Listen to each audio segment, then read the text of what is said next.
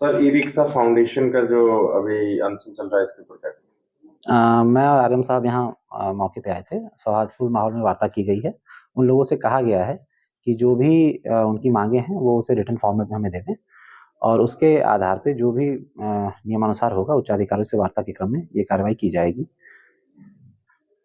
Sir, ये जो अनशन चल रहा है, इसके ऊपर मतलब उन लोगों ने अनशन के बारे में क्या कहा? नहीं, अनशन उनसे बातचीत हुई है मेरी, तो उनके द्वारा ये बताया गया कि वो व्रत में हैं और वो जूस और दूध लेके अपना कर रहे हैं। उनके द्वारा अनशन जैसी कोई बात नहीं बताई गई। ठीक सर, तो इसका मतलब लेटर देने का कब डिसाइड हुआ? उन्होंने बताया है कि जो भी लोग हैं वो अपनी जो मांगे हैं वो कल हमें पत्र के माध्यम से सौंपेंगे। ठीक, थैंक यू। आपके आमरण अनशन पे, आपके स्थान पे, तो उन्होंने क्या कहा? देखिए, राजनीतिक लाभ लेने के लिए आज हमारे पास तेनालीराम पांडे जी आए हुए थे। जो चीज़ हम पहले कर चुके थे सीओ साहब के पास, एसपी ट्रैफिक के पास, इनके पास जाने का मकसद हमारी एक बीच की रास्ता निकालने की थी और उस चीज़ पर थोड़ी-सी कमियाँ ये हुई कि हमें नहीं पता था कि तेनालीराम पांडे जी केवल सीओ साहब के पास तक ही जाएँगे। जब मुझे ये पता चला कि प्रशासन किसी तरीके से हमारी बात को सुनने को तैयार नहीं है, तब मैं ये चीज़ मान चुका हूँ कि ना भारतीय जनता पार्टी, ना कांग्रेस, ना सपा और ना ही बसपा, उसके कोई नेता और उसके अधिकारी, शासन प्रशासन, मैं सबको अक्षम मानता हूँ। वो गरीबों के हित की बात करने वाले व्यक्ति नहीं है। इसलिए अयोध्या का मालिक रामलला है। रामलला के सामने कल 10 बजे मनोज दुबे जी जाएंगे, रामलला को ज्ञापन देंगे और हम पीआईएल दाखिल करने जा रहे हैं हाई कोर्ट में आस्था रथ को बंद कराने के लिए और ई रिक्शा बहाल करने के लिए। हमारे पूरे जो है तैयारी हो चुकी है और जब तक क्या कहते हैं आस्था रथ बैन नहीं हो जाती, ई रिक्शा बहाल नहीं हो जाता है, तब तक अनशन रूपी व्रत में मैं रहूंगा। मैं अन्न का कोई त्याग नहीं करूंगा, अन्न नहीं लूंगा, केवल जल और दूध पर हम यहाँ रहेंगे।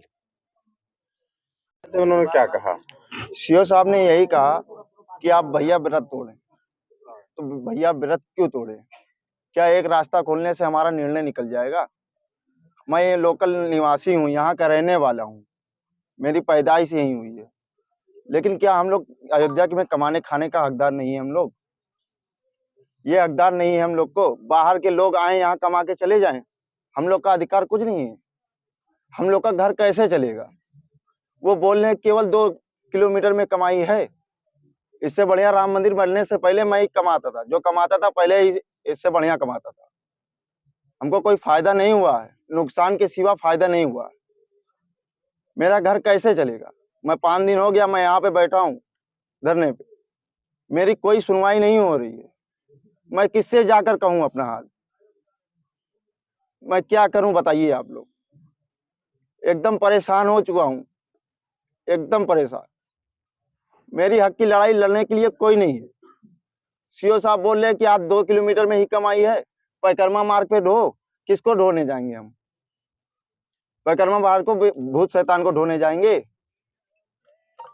मेरी यही मांग है, जैसे पहले चलता था वैसे चलने दिया जाए हम लोग। जो भी श्रद्धालु आते हैं, जो भी श्रद्धालु आते चौक से हम लोग घाट से राम मंदिर ही दर्शन करने के लिए आते हैं, ना कि वो परिक्रमा मार्ग राजघाट में जाएंगे वो करने के लिए। अनशन को तुड़वाने के लिए तो उन्होंने क्या कहा? आपसे क्या बातें हुई? सर मैं उनको बुलाई, उसके बाद मैं बोली कि सर थोड़ा सा आप लोग ध्यान दीजिए, क्योंकि एक गरीब जनता की आवाज है, ये हमारा कोई पर्सनल मामला नहीं है।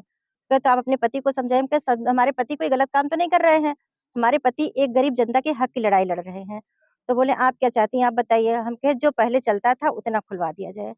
तो बोले कि तो ठीक है, ज्ञापन लिख के दीजिए।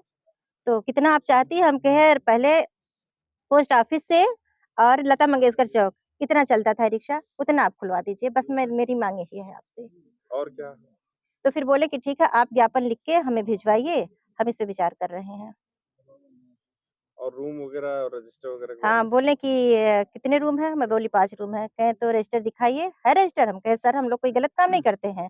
मैं रजिस्टर खोल के रख दी। रजिस्टर देखे, उसके बाद में अपना कहे कि कितने रूम है? हम कहे 5 रूम है हमारे पास, होम स्टे है मेरा। फिर देखे ओखे उसके बाद गए। ठीक।